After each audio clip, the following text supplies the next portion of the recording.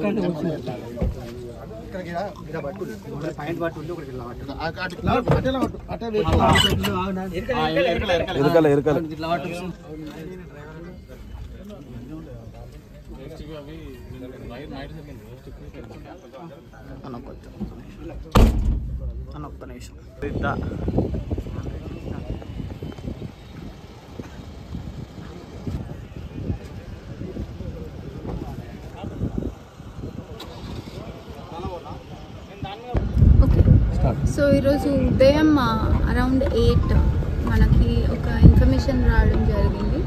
ఇక్కడ నందికమాన్ దగ్గర వేములవాడ టౌన్ జ్యూరిస్డిక్షన్లో నందికమాన్ దగ్గర ఒక కార్లో ఒక వ్యక్తి అపారెంట్ అంటే సిరిగిరి రమేష్ అని తన పేరు అని గుర్తిస్తున్నారు. సో ఇతను ఒక స్టాబ్ ఇంజురీతో మనకి చనిపోయి ఉండడం మనకు కనిపిస్తుంది. ఆ ఇన్ఫర్మేషన్ వచ్చింది. మా ఎస్ఐ గారు వెళ్ళి చూడగానే అది అపారెంట్లీ ఒక మర్డర్ లాగా కనిపిస్తుంది. సో అది చూడడం కోసం ఇక్కడ విజిట్ చేయడం జరిగింది. ఇప్పుడు వాళ్ళ చనిపోయిన వ్యక్తి వాళ్ళ భార్య అండ్ వాళ్ళ రిలేటివ్స్ కూడా చూసి వెళ్ళడం జరిగింది. సో వాళ్ళ నుంచి మనం ఒక కంప్లైంట్ తీసుకొని కేసు చేసి దాని తర్వాత ఇన్వెస్టిగేషన్ చేయడం జరుగుతుంది. ఎట్లా ఉంటే అట్లా మనం చూస్తాం.